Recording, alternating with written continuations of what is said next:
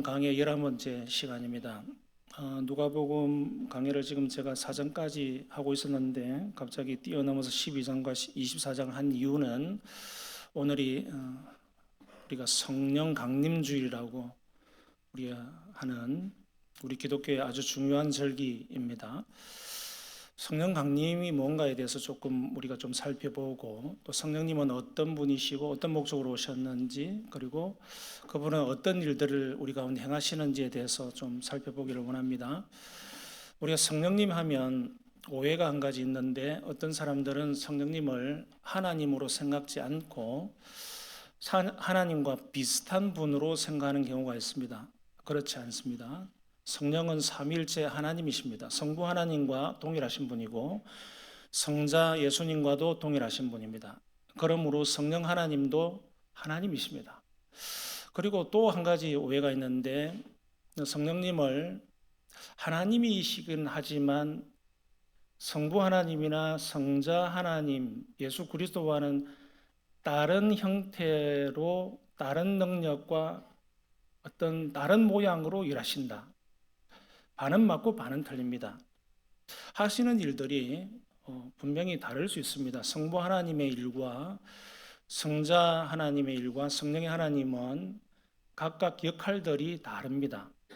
그러나 역할들이 다르다고 해서 나타나는 그 현상만 가지고 우리가 판단하게 되면 성령님을 마치 하나님의 영이시긴 한데 그분은 기나 에너지 같은 분일 거야, 또는 초자연적인 능력이 임하는 자리에만 현상을 보여주시는 어떤 하나님인 것 같으나 다른 현상일 거야 라고 생각하는 경우가 있습니다.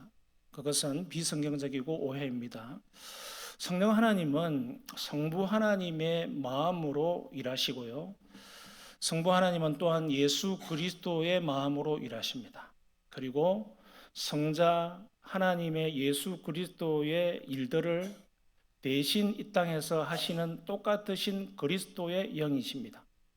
그러니까 예수님께서 제자들에게도 하신 말씀이 뭡니까? 내가 가고 나면 너희가 그분을 기다려라. 그분의 이름은 보혜사라고 부를게. 보혜사라고 번역했을 때 영어 성경에 보면 헬퍼 이렇게 되어 있습니다. 또 어떤 성경에 보면 또 다른 여러 가지 위로자, 변호자, 인도자 이런 단어로도 쓰여지고 있습니다. 마치 우리가 성령님을 예수님께서 소개할 때 그렇게 소개했다고 해서 그분은 하나님이 아닌 다른 분이실 거야 라고 착각하면 안 됩니다. 성령님은 하나님이세요. 자, 그러면 우리가 하나 의문이 생깁니다. 성령 강림주일은 왜 필요한가? 사도행전 2장에 나타난 성령이 본격적으로 이 땅에 부어진 사건을 기념하는 주일이 바로 오늘입니다. 그럼 도대체 그날 무슨 일이 일어났는가? 사도행전 2장을 읽어보면 120여 명의 사람들이 성령님을 기다립니다. 그 말씀은 그렇게 했던 이유는 오늘 누가복음 24장 말미에 읽었던 예수님이 우리에게 유언으로 남기신 말씀, 너희들이 하늘에서 내려오실 그분을 기다려라. 그래서 이 상에서 머물러라. 이 명령 때문에 그렇게 했던 거거든요. 그래서 그들은 계속 기도하면서 머물렀습니다. 사람들은 자꾸 착각합니다. 우리가 뜨겁게 며칠씩 금식하고 기도할 때 성령이 사도행전처럼 임할 것이다. 그게 틀린 말은 아니지만 계속 그런 식으로 성령님을 이해하게 되면 뜨겁게 막 불같이 기도하고 있을 때 성령이 막 내려오시는, 자꾸 그런 것을 상상합니다. 제가 초도에 말씀을 드렸죠. 성령 하나님께서는 그야말로 하나님이셔요. 하나님의 속성 중에 중요한 게 뭐가 있습니까? 편재하시는 하나님, 무소부재하시는 하나님. 성령님이 이 땅에 사도행전 2장에 본격적으로 내려오셔서 강하게 임했다고 해서 그전에는 지구상에는 성령님이 계시지 않았다, 이렇게 생각하면 순진한 생각입니다. 성령님은 원래 계셨어요. 이 땅에도 계시고, 그리고 구약 시대의 신자들에게도 여전히 임했습니다. 그러나 이 큰 차이가 있어요. 구약의 신자들에게 임한 성령님과 오늘 이 시대, 신약 시대의 신자들에게 임한 성령님은 그 방식과 범위에 있어서 다릅니다. 뭐가 다르다고요? 그 방식과 범위에 있어서. 이 단어를 기억하시면 좋겠습니다. 그러니까 구약 성경의 신자들 또한 성령님이 계시지 않고는 구원을 받을 수 없어요. 성령님이 하시는 일의 가장 중요한 일 중에 하나가 사람을 구원하시는 일, 구원하시기까지 이루시는 그 모든 과정에 성령님이 그 사람에게 관여하는 일, 이게 성령님이 하시는 중요한 일이거든요. 그럼 구약 성경에는 성령이 본격적으로 강림하시지 않았다고 해서 구약의 신자들에게는 성령이 없었다고 말할 수 없고 그들은 성령님과 무관하게 구원받았다고 말할 수 없어요. 그러나 그 방식과 범위에 있어 다르다는 거예요. 예를 들면 구약시대의 신자들에게는 성령님이 그 속에 모든 신자들에게 내주하시지 않았습니다. 그래서 성경을 보면 특별한 사람들, 특별한 부류가 있었어요. 사사라든지. 사사 중에서도 특별히 삼손에게 하나님의 영이 크게 임하셨다. 그래서 있습니다. 사사라든지 그리고 왕, 사울에게도 하나님의 영이 크게 임했다라고 되어 있습니다. 그러나 안타깝게도 하나님의 신이 그를 떠났다라고 되어 있습니다. 구약의 성령님은 신자 속에 들어갔다가도 떠나시는 분이었습니다. 그 방식이 달랐어요. 그리고 예언자들 또 선지자들 또 특별히 하나님께서 사용하시는 부류들에게 임했던 방식입니다. 근데 신약은 그 방식과 범위에서 달라졌다고 하는 것은 요엘 선지자가 요엘서 2장에서 이야기하고 있어요. 내 영을 만민에게 부어줄 것이다. 만민이 뭡니까? 모든 사람.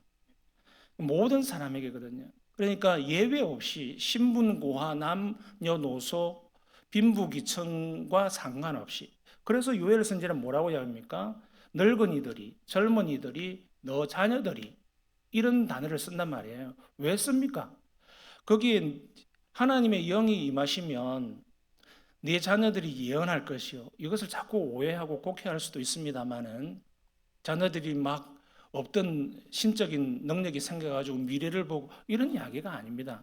거기서 말하려고 하는 것은 구약시대 때 임했던 왕이나 선지자 사사에게 임했던 그 하나님의 영의 특별한 은혜가 신약시대가 되면 구분이 없어질 거야. 그 경계가 허물어질 거야. 라고 하는 뜻에서 늙은이들에게, 젊은이들에게, 너 자녀들에게, 만민에게 부어줄 것이다. 이것을 예언한 거예요. 그리고 나서 수백 년이 흐르고 난 다음에 사도행전 2장에서 그 일들이 성취되는 현장이 모든 신자들에게 부어지는 사건이 일어나죠. 그것이 성령 강림절입니다.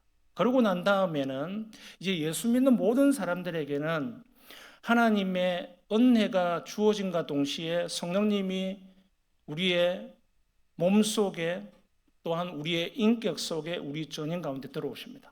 믿으시길 바랍니다. 여러분, 이 사실들을 믿지 않으면 나는 구원받았는지 받지 않았는지에 대해서 늘 헷갈리고 의심스러워집니다. 그리고 편협하게 성령님을 생각하고 또 편협하게 성경을 바라보게 됩니다. 그런 측면에서 이것이 확고해야 돼요. 내가 예수 그리스도를 구주로 확실히 믿습니다. 그리고 세례를 받았습니다.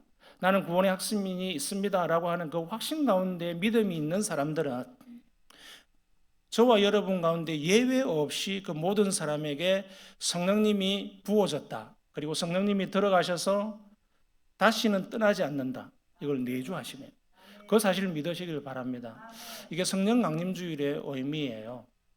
그래서 이제 제가 성령님의 구체적인 일들을 제가 설교 노트에 좀 적어놨어요. 한 9가지를 적어놨는데 일일이 다 할 수는 없어요.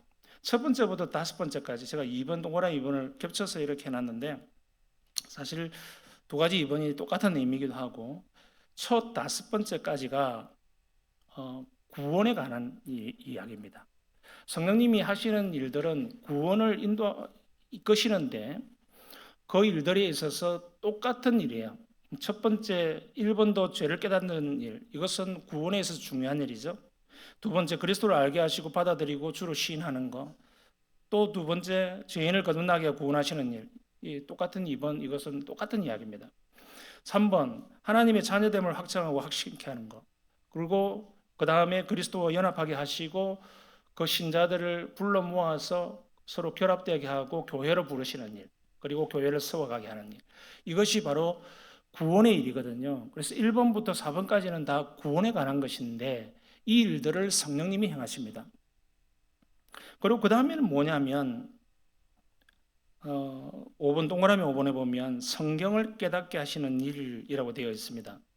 여러분 우리가 첫 번째 읽었던 본문에 보면 누가복음 12장 12절에 보면 다시 읽어볼게요. 제가 마땅히 할 말을 성령이 곧 그때에 너희에게 가르치시리라 하시니라. 자, 이 말씀을 우리가 자꾸 이상한 체험주의로 해석을 해버리게 되면 굉장히 곤란합니다. 제가 처음 말씀드렸다시피 성령 하나님은 우리에게 체험을 주시기 위한 어떤 에너지나 기나 현상이나 능력 그런 분을 상징하는 언유법이 아닙니다. 그분 살아계신 하나님이세요. 살아계신 하나님이신데 삼위일체 하나님으로서 특별한 역할들을 하신다는 측면입니다.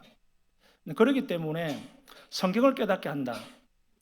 여러분 굉장히 이거 중요한 것 아닙니까? 여러분이 성경을 읽을 때 굉장히 어려워하시는 분들이 많이 계세요.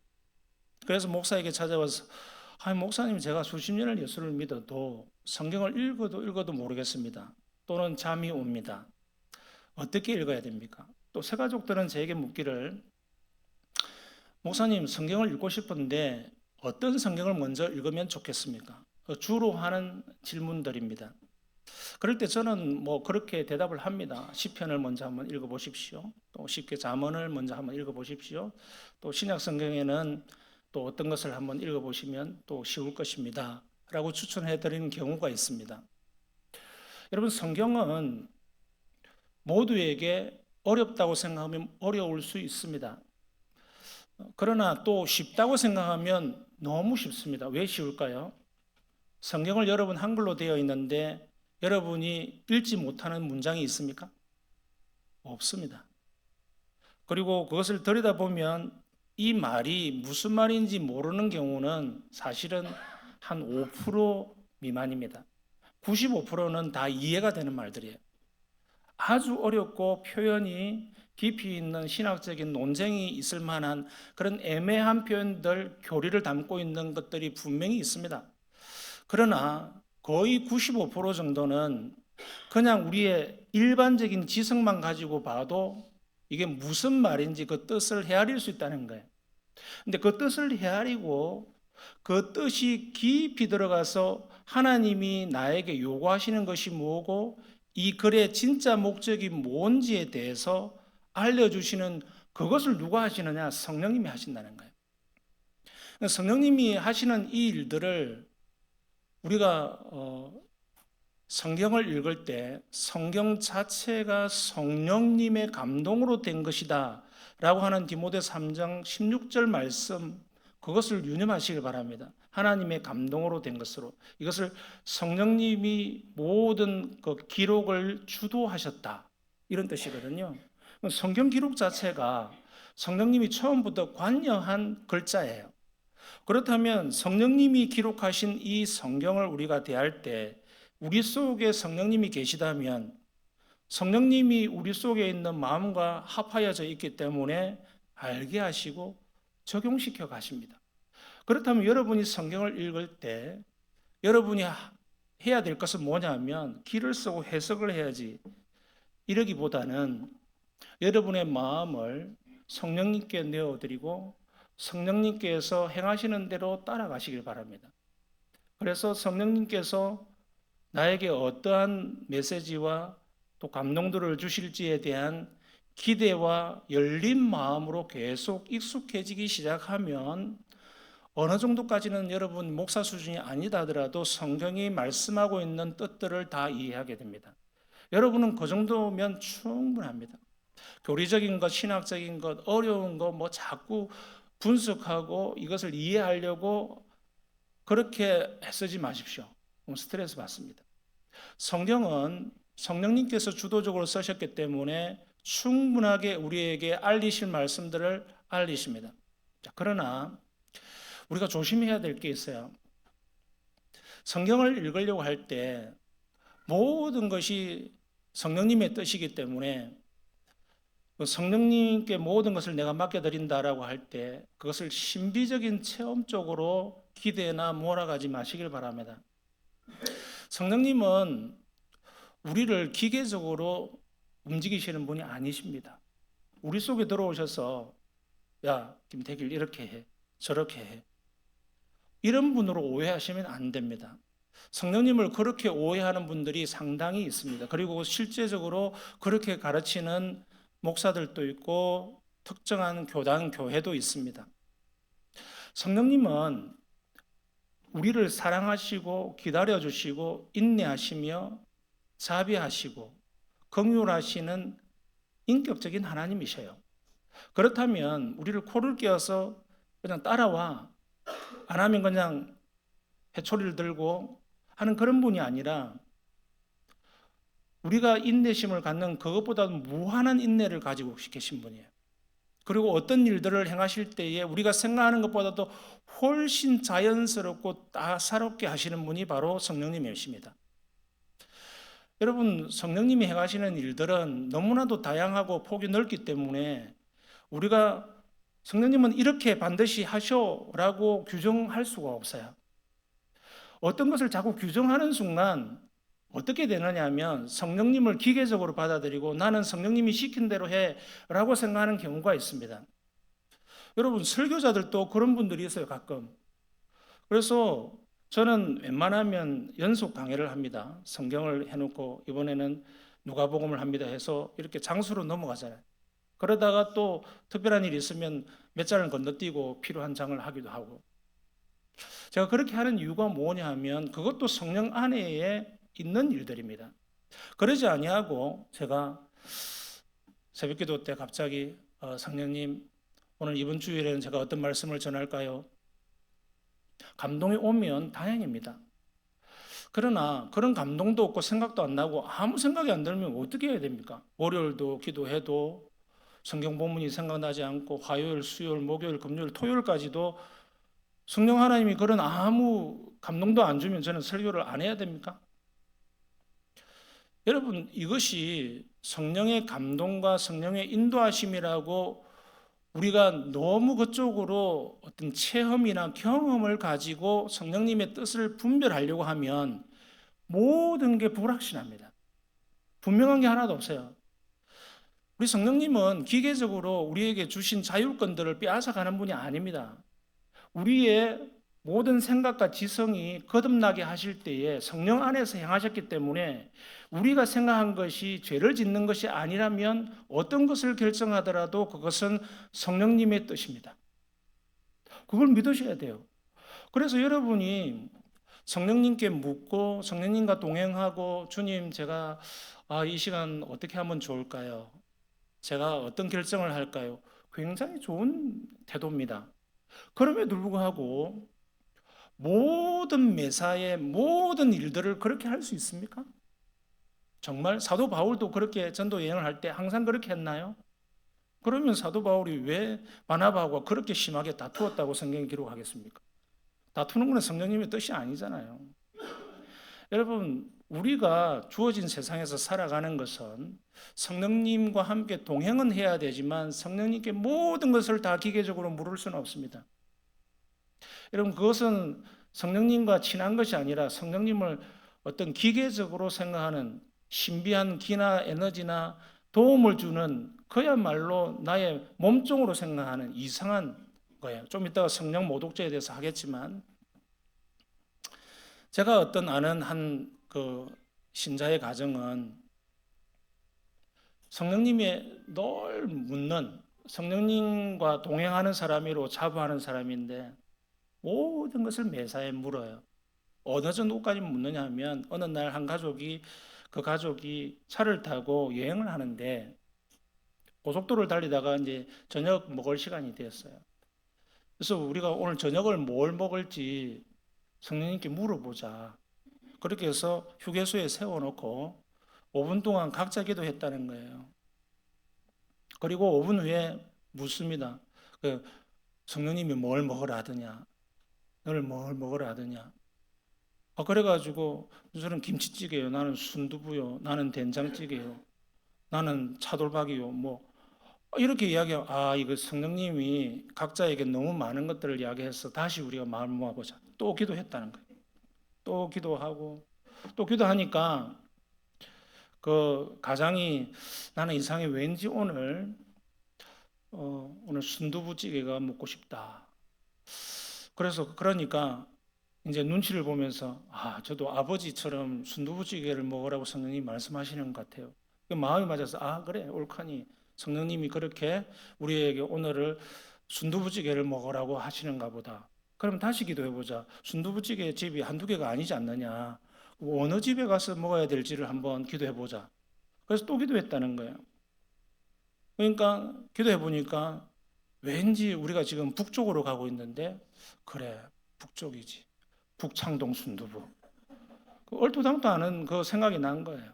그래서 성령님이 북창동 순두부에 먹으러 가라 했다. 그렇게 실제로 가고 그게 너무 일상이 되어 있는 사람이 있습니다. 심지어 목사도 있고 제가 아는 사람 주변에 여럿이 됩니다. 여러분 그것이 좋은 것 같지만 성령님을 너무 오해하고 곡해하는 일입니다. 성령님은 우리의 모든 일거수일투족과 함께 하시고 우리가 동행하시기를 원하시지만 우리의 자율권마저 빼앗아 가시는 분이 아닙니다. 그러면 그럴 것 같으면 매번 성령님께 물어야 될 게 한두 개입니까? 지금 화장실에 가고 싶은데 성령님 지금 화장실 가는 게 좋겠습니까? 안 가는 게 좋겠습니까?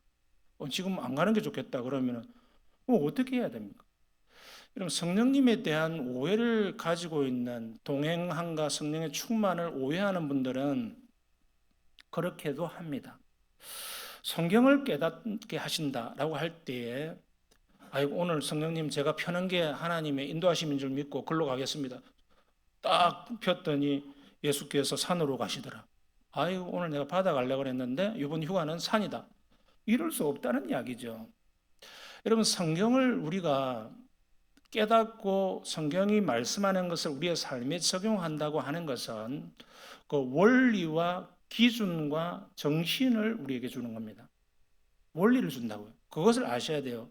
성경의 모든 명령들이 지금 내가 읽었을 때 어떤 것을 성령님의 뜻이라고 나에게 일상생활에 반영을 하고 적용을 할 때 문자적으로 할 수 있습니까? 그리고 그것이 이 시대 때 2000년 전에 기록되어진 성경이 오늘날 현대를 살아가는 나에게 문자적으로 그대로 적용할 수 없는 것들이 너무 많잖아요. 그런데 그 모든 것들을 우리에게 말씀하시고 적용시킬 때는 나에게 어떤 감동도 주시고 또 우리의 내 생각들을 바꿔놓는 일도 신비하게 분명히 하십니다. 그러나 그것을 행하실 때 어떻게 하시냐? 주로 행하시는 것은 우리의 정신과 가치를 새롭게 하십니다. 이게 중요한 거예요. 우리 성령님께서 우리 속에 들어오셔서 하시는 일 중에 가장 중요한 것은 구원시키는 일이잖아요. 그럼 구원이 뭐냐는 것이죠. 세속으로부터 물들었던 우리의 모든 거룩하지 못했던 죽어있던 심령을 새롭게 해서 살리시고 예수 그리스도의 길을 가게 하는 거잖아요. 그러면 우리 속에 있는 세속적이고 죄에 물들었던 모든 정서와 지식들을 다 갈아엎어버리고 새 영을 주셔서 새로운 그리스도의 지식 그리고 그리스도께서 원하시는 길을 가도록 안내하는 것이 성령이고 그 성령이 성경을 통해서 말씀하신다는 거예요. 또는 설교를 통해서도 말씀하십니다. 그럴 때에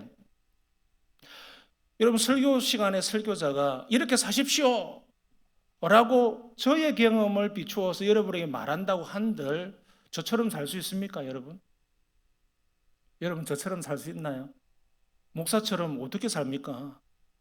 목사가 하듯이 신앙생활하고 경건생활하고 봉사생활하고 기도생활하고 여러분 제가 새벽기도 앉아서 기도하는 시간만큼 여러분 기도할 수 있습니까? 되게 못합니다. 출근도 해야 되고요. 저는 제 아내하고 기도 시간을 정해놓은 게 있어요. 7시 전에는 절대 안 간다. 뭐라고는 기준을 정해놨어요. 그래서 너무 힘들 때는 그냥 갑니다. 그것은 우리가 왜 약속을 했냐면 그렇게 해서라도 내가 목사라고 하는 기본적인 소양을 지킬 수 있는 마지노선이라고 본 거예요. 그럼 여러분들은 내가 죄라. 헌금 생활도 부부가 약속한 게 있어요. 하나님 앞에서. 우리가 고린도후서 9장 7절에서 이야기하잖아요. 각각 그 마음에 정한 대로 할 것이요. 성령 안에서 부부가 의논해서 정할 수 있잖아요. 그게 성경이니까. 근데 목사가 이렇게 하십시오. 나처럼 뭐 감사 생활 하십시오. 나처럼 뭐 하십시오. 여러분, 이것을 하나님의 말씀이랍시고 여러분에게 던져주고 안 하면 안 돼라고 하면 그것은 성령님의 뜻이 아니라 율법주의라고 하는 겁니다. 여러분, 성령님은 우리에게 자유롭게 하시는 자유의 영이십니다. 믿으시길 바랍니다.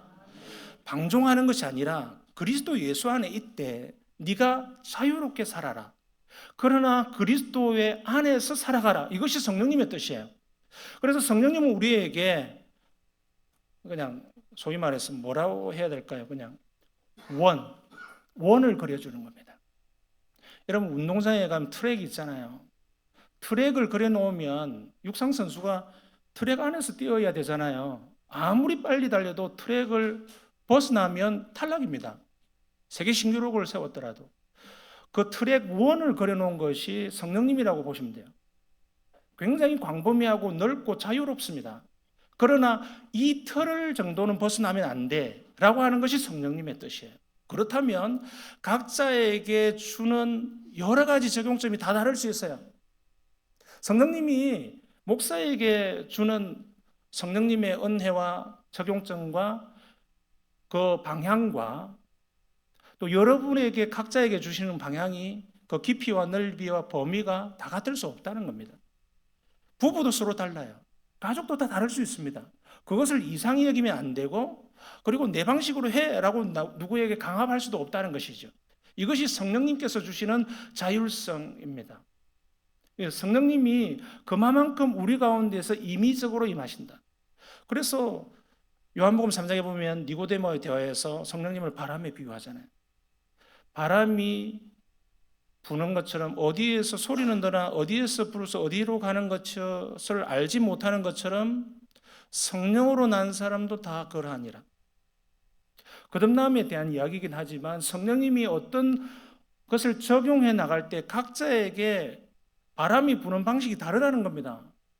누구에게는 세게 휘몰아치고 누구에게는 세미하게 몰아치고 누구에게는 후폭풍을 몰아쳐서 그냥 한번 확 넘어뜨렸다가 정신 확 차리게 하고 어떤 사람에게는 따사롭게 그냥 봄날의 산들바람처럼 모든 사람의 필요에 따라서 성격에 따라서 형편에 따라서 믿음의 수준에 따라서 학력에 따라서 배경에 따라서 그 가정의 형편에 따라서 일하시는 방식과 그 범위와 적용이 다릅니다. 이게 성령님의 방식이에요. 천편일률화 시킬 수 없다는 거예요. 그래서 성령님은 누구도 규정할 수 없어요. 그리고 성령님은 내가 이런 은혜를 받았으니 너도 이렇게 받아라. 말할 수 없습니다. 그래서 저는 성령님을 자꾸 우리 오늘날 기독교가 특히 한국교회가 행하고 있는 성령님을 우리 교회당 안에 가두는 방식, 무대에다가 가두는 방식, 어떤 집회라고 하는 형식에다가 가두는 방식에 대해서 저는 혐오스럽게 생각합니다. 아니 무슨 성령님이 동물 우리에 있는 호랑이 서커스단의 코끼리입니까? 심심하면 무슨 성령 치유 집회 한다고, 심심하면 무슨 성령 방언 집회 한다고 그러고, 요새는 더 그것이 일상화되어서 유튜브만 들어가 보십시오. 무슨 성령 방언 기도 집회, 방언 터짐 은혜의 집회, 별의별 게 다 했어요. 여러분, 제가 방언 자체를 하라고 합니다. 그 성령의 은사인데 누가 금지할 수 있습니까? 아무도 금지할 수 없습니다. 하나님의 뜻인데요. 그러나 그것이 마치 우리의 믿음의 표상인 양, 그것이 있으면 성령의 은혜가 크게 임한 사람이고 그것이 없으면 믿음이 뒤처지고 구원받지 못한 사람인 양 말하는 것은 성경적인 방식이 아닙니다. 성경에 어디에서도 이야기하지 않기 때문에. 우리가 왜 생각하고 있는 성령님을 규정하여서 이런 방식으로 일할 것이다, 밤에 두세 시간 그냥 큰 막 틀어놓고 크게 막 눈물 콧물 흘리면서 기도하면서 그냥 무릎을 치면서 가슴을 막 팍팍 치면서 막 일어섰다 앉았다 하면서 막 그냥 댕댕 부르면서 그렇게 하면 성령님이 나에게 은혜를 주고 임하실 것이라고 하는 그 착각들을 우리는 버려야 됩니다. 왜 우리가 생각하고 기대하는 그 방식과 체험의 방식대로 일해 주시고 임해 주시기를 바라는 겁니까? 그것은 성령님을 너무 모독하는 행위입니다. 성령님은 하나님이셔요. 하나님을 우리가 부릴 수 없습니다. 오늘 밤에 모여서 성령 집회 할 테니까 다 오세요. 오늘은 성령님이 특별히 임하실 겁니다. 오늘 밤에는 무슨 특별히 안수기도 할 테니까 그때는 성령님이 크게 임하실 겁니다. 그러면 좋죠. 그러면 좋지만 성령님이 그렇게 해서 우리 마음대로 움직여 주실 것 같으면 하나님이십니까? 성령님을 왜 그런 분으로 우리를 비하시키고 우리가 뜻대로 할 수 있는 것 마냥 너무나도 그것은 신성모독입니다. 성령님은 하나님이십니다. 좀 여러분 나머지는 쭉 한번 보셔요. 자, 성령에 대한 회방죄란 무엇인가? 여러분 제가 옛날 번역으로 했는데요. 오늘 누가복음 12장 10절에 보면 누구든지 말로 인자를 거역하면 사하심을 받으리니와 성령을 모독하는 자는, 옛날 번역에 성령을 해방하는 자는 사하심을 받지 못하리라. 이게 무섭잖아요. 분명히 우리가 회개 기도하고 우리가 주님 앞에 기도하고 나아가면 주님은 미쁘시고 의로우사 우리를 깨끗게 하시고 용서해 주시고 분명히 우리를 자녀 삼아 주신 분이라고 성경에서 여러 군데에서 기록하고 있는데 어떻게 이런 말씀을 하실 수 있을까? 야, 무서워. 이런 생각이 들지 않습니까? 사하심을 받지 못하는 죄가 따로 있긴 있구나. 아니, 살인죄 강도도 예수님 한편의 강도도 용서받았고 사람을 죽인 살인교사죄인 다윗도 용서받았고 별하별 사람들도 다 용서받았고 이런저런 죄를 지은 사람도 용서받았는데 아니 성령을 모독하면 용서받지 못한다고? 그게 얼마나 큰 죄이길래? 라고 하는 생각을 우리는 하게 됩니다. 이것은 성령님이 하나님이시다고 하는 것에 답이 있습니다. 여러분 우리의 구원의 문제는 에베소서 2장을 읽어보면 허물과 죄로 죽었던 너희를 살리셨도다. 그가 라고 했습니다. 그가 예수 그리스도께서 하나님이 하셨다는 말이에요. 그리고 그것은 사람에게서 난 것이 아니요 하나님의 선물이다 라고 해버렸습니다. 에베소서 2장 8절에서 이야기. 우리의 모든 구원은 하나님께 달려있다는 거예요. 하나님께 달려있는데 삼위 하나님께서 구원에 관여하는 방식과 범위와 적용이 다른데 성령 하나님은 어떻게 하시느냐 하면 말씀을 우리에게 깨닫게 하고 지혜의 영을 주셔서 받아들이게 하고 신앙 고백을 하는 데에 주도하시는 분이 성령 하나님이세요. 그러면 성령 하나님이 계속 메시지를 주고 말씀을 주고 또 교훈과 책망을 주는데 그것을 계속 거부하는 사람은 말씀을 거부하는 겁니다. 그죠? 근데 실상은 성령님이 그것을 주도하고 있는데 말씀을 거부하고 그것을 거부한다면 누구를 거부하는 겁니까? 삼위 하나님, 성령 하나님을 거부하는 거예요. 성령 하나님을 거부하는 삶, 삼위 하나님을 거부하는데 구원이 있을 수 있습니까? 없습니다. 그러니까 여기서 성령을 모독한다고 하는 그 말은 무엇이냐 하면 하나님께서 어떤 방식으로든 구원을 이루시기 위해서 성령으로 임하시는데 성령이 말씀을 주시기도 하고 어떤 설교를 통해서 설교를 주시기도 하고 또 어떤 사람을 통해서 깨닫게 하는 책망과 교훈을 주시기도 한단 말이에요. 근데 그것을 거부해버린다? 그럼 회개하지 않겠다는 거잖아요. 그리고 듣지 않겠다는 거잖아요. 그럼 스스로 나는 지옥 가겠습니다. 선언한 것이죠. 성령님에 대해서 거부하는 사람은 천국 갈 수 없습니다. 그게 사하심을 받지 못한다라는 것입니다.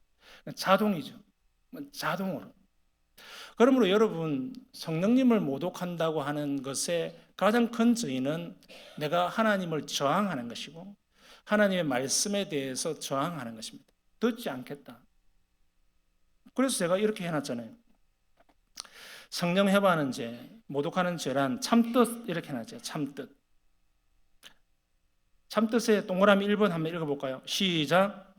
죄를 죄로 느끼지 않을 때, 2번 회개할 마음이 전혀 없을 때, 3번 하나님의 진리를 조롱할 때, 4번 성령의 책망을 지속적으로 무시할 때, 5번 그리스도의 십자가와 부활을 거부하고 악한 것으로 치부할 때, 6번 복음의 빛을 접하고도 끝까지 인정하지 않고 거부할 때.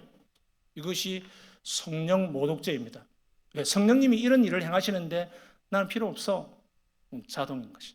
그럼 용서가 없고 구원이 없는 것이죠. 그 이야기를 하는 것입니다.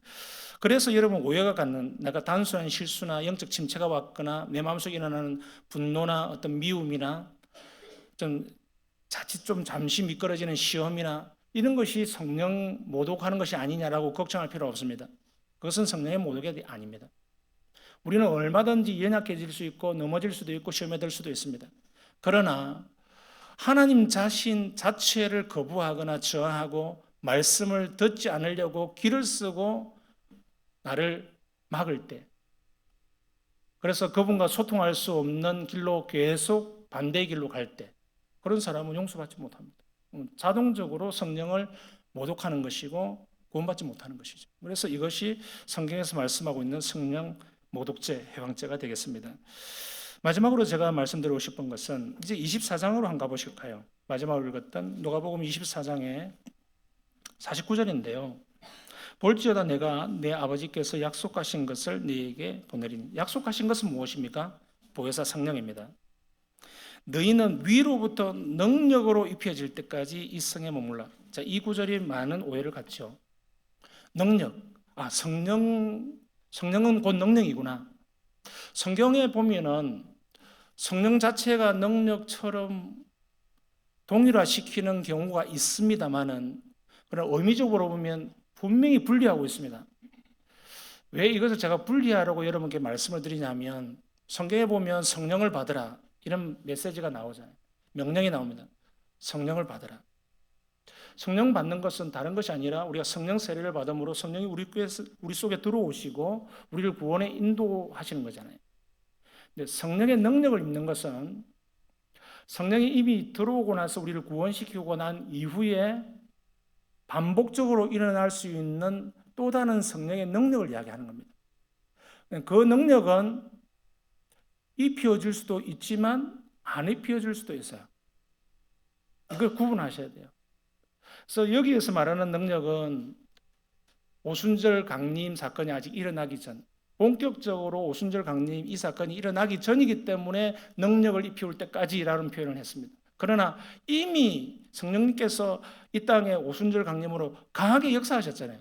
그 말은 충만하게 이미 이 땅에 각 신자들에게 부어졌어요. 그 사건은 반복되지 않습니다. 그렇다면 우리에게 입혀질 능력은 무엇인가?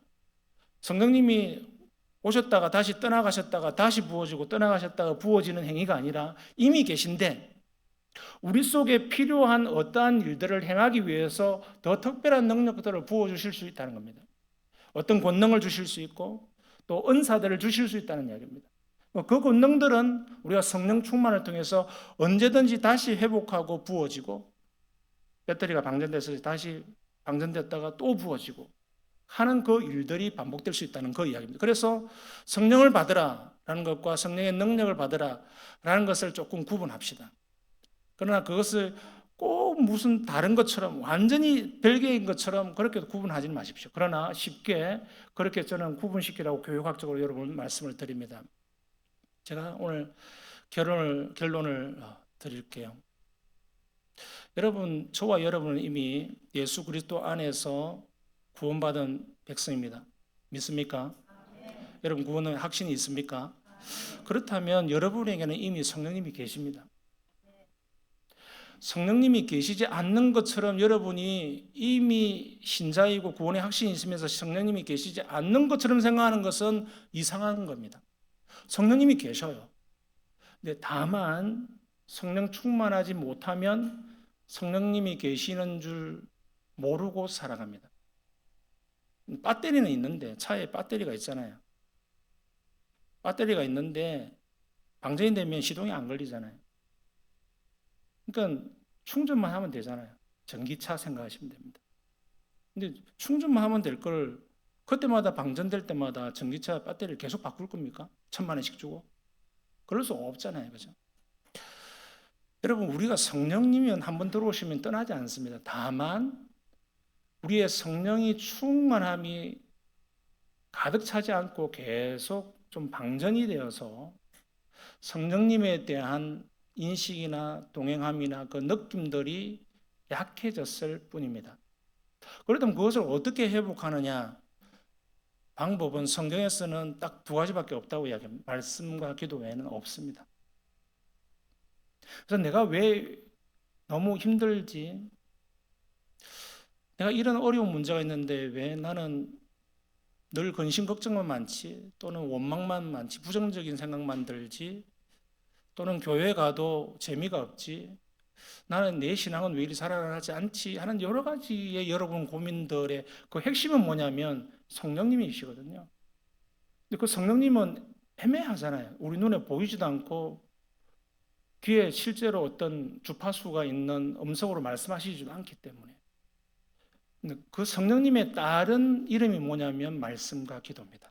이것을 이해하셔야 돼요. 그러니까 내가 방전이 되어서 힘든 겁니다.